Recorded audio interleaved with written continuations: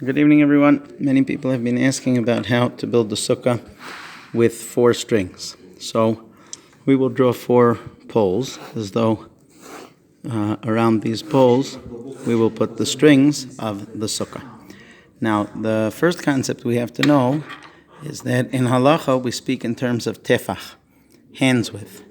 And the tefach, we have 2 opinions about how big a tefach is. One opinion says a tefach is 8 centimeters. The other opinion, the Chazon, says a tefach is 9.6 centimeters. So that's what's our average hands width, tefach. That's point number 1. Our next rule that we need to know is that a wall has to be 10 tefachim tall. Okay, so 10 tefachim. That is, according to Rav Chaim equals 80 centimeters. And according to the Chazon, that would be 96 centimeters. So that's the next thing we need to know. Every wall of a sukkah has to be 10 tefachim tall. Finally, we have a third rule. That's a rule called Lavud. Now, what Lavud means is that in Halacha, when I have a space that is less than, if it is less than 3 tefachim, we consider that space as though it's filled. So 3 tefachim, if our tefach is 8, then that means it's got to be less than 24 tefachim, 24 centimeters. And if our tefach is 9.6 centimeters, that means our tefach has to be, let's do the math, 3 times 6 is 18, 3 times 9 is 27, less than 28.8 centimeters. Okay, I hope I got that right.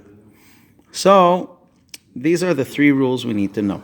Again, rule number 1, a tefach is our point of measurement, a hand's width, and we have a question whether that's 8 centimeters or 9.6 centimeters. Our walls have to be 10 tefachim high. That's either 8 or 96 centimeters, depending on what the tefach is.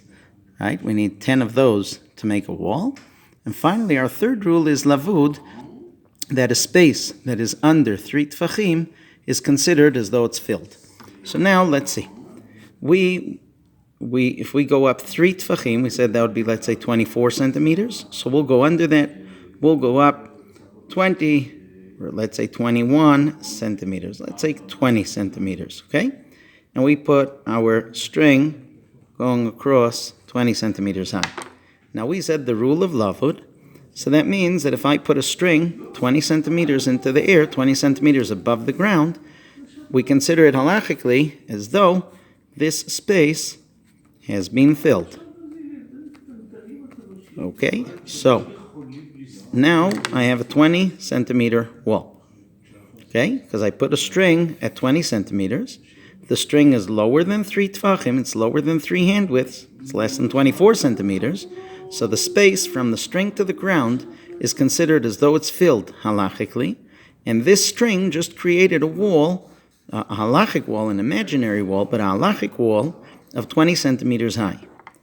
I will now go up another 20 centimeters to the 40 centimeter mark and put another string. Well, I had a wall of 20, and now I put a string 20 centimeters above that. We said the halacha says that a space that's under 3 tefachim, that's under 24 centimeters, by halachic standards, that's considered as though the space has been filled. So by putting another string this high, I've now created a wall, a halachic wall, of 40 centimeters high. All this space is considered as though it's filled. Next, I'm going to go up to 60 centimeters. Well, if at 60 centimeters I put another string across, what have I now? I've now created a wall that is 60 centimeters high. Because again, the space between this string and this string is halachically considered as though it's full. This space is halachically considered filled. So now I've created a wall that is 60 centimeters high. But we said the minimum wall, according to Rav Chaim, the smallest sized wall I can create, we know is 10 tefachim, and according to Rav Chaim, that means 80 centimeters. So I have to put up a 4th string at 80, and that's going to be just the bare minimum of a wall. And even though again, I'm going to consider this space as though it's full, but what's my problem? I haven't fulfilled the opinion of the Chazon Ish. My wall isn't 96 centimeters, and this is a mitzvah d'oraita. That's a biblical mitzvah, the mitzvah of Sukkah, and I've just barely made the wall of Rav Chaim Noah. And that's why the bare minimum of a wall is 4 strings. And if those strings are wide, a centimeter or 2, so then I gain that centimeter or 2, and then my wall is going to be higher. However, it's much more correct to do a 5th string at 100 centimeters, again 20 centimeters above my 4th string, and then I don't have any issues, at least with this angle. I have a wall that is kosher, that is 10 tfachim high, according to the Chazon Ish and Rav Chaim Noah.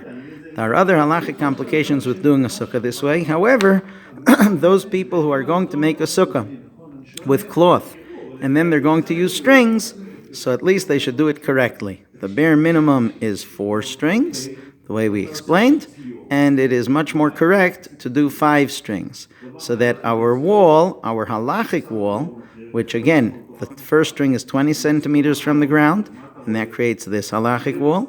The second string is 40 centimeters from the ground, and that creates the continuation of the wall, these next 20 centimeters, and so on. And so therefore, the bare minimum is 4 strings, and it is really correct to do 5 strings, so that I end up with a wall that is at least 96 centimeters, the bare minimum of 10 tfachim, according to the Chazon Ish. I hope that was clear, and obviously we extend our strings, we come around with our strings to the other walls, right? And then we create 3 walls this way. So really, we extend this wall, the string this way, and we extend them that way. And after we finish putting up the strings, only after we finish putting up the strings do we have walls.